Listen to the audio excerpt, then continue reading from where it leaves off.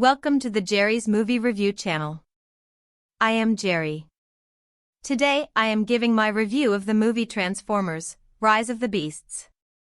As always, remember there will be spoilers.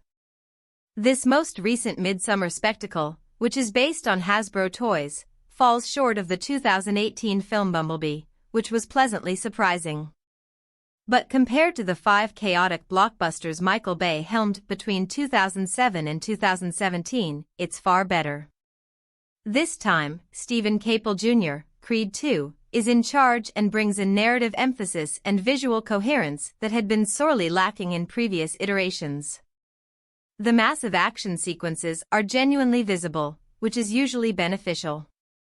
Longtime fans will certainly savor the resurgence of these favorite characters as they relive their childhood memories. Along with the Autobots, who are once again led by Optimus Prime and are voiced by Peter Cullen with his trademark seriousness, Rise of the Beasts also includes the Maximals from the Transformers, Beast Wars TV series and a number of interstellar baddies that serve planet-eating Unicron, Coleman Domingo. They are all seeking the same mysterious object, or MacGuffin doohickey, which is extremely potent and capable of doing great harm. The fact that Rise of the Beasts shows a surprising amount of concern for the people who are imprisoned in the middle of this titanic conflict between good and evil, however, makes it bearable for everyone else. That is unusual for this series, which is more well known for the flat characters and groan-inducing banter of the Michael Bay films. Anthony Ramos and Dominique Fishback, who are likable, have the chance to develop characters that we might even care about thanks to the screenplay, which is credited to 5 individuals. Yes, saying I would like more humanity in my movie about otherworldly beings posing as cars and trucks sounds intrinsically paradoxical. However, that is what distinguishes Rise of the Beasts and Travis Knight's 80s-era Bumblebee. Although it starts shortly after Bumblebee and before the events of the original Transformers, this isn't quite a sequel. Therefore, it functions as both a prologue and a reboot. Whatever it is, it occurs in a seedy New York City before Giuliani, where Noah Diaz, played by Ramos, is a former military electronics expert looking for a job to support his family. This also applies to his adorably beautiful younger brother Chris, Dean Scott Vasquez, who has a persistent sickness. At the same time, Elena from Fishback is battling to establish herself as an antiquities expert who is wise beyond her years at a museum on Ellis Island. This adds more context and social criticism than we typically see in these movies because both of these young people of color are being persistently undervalued and marginalized by the largely white individuals in power. When Noah tries to steal a Porsche that turns out to be an Autobot, and Elena investigates a new sculpture that has just arrived at the lab with enigmatic symbols on it, they are both thrust into the search for the crucial transwarp key.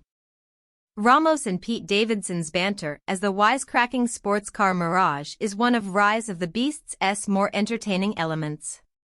For the part, Davidson must show off his sarcastic, amusing personality. It may be his best effort to date and the casting couldn't be better.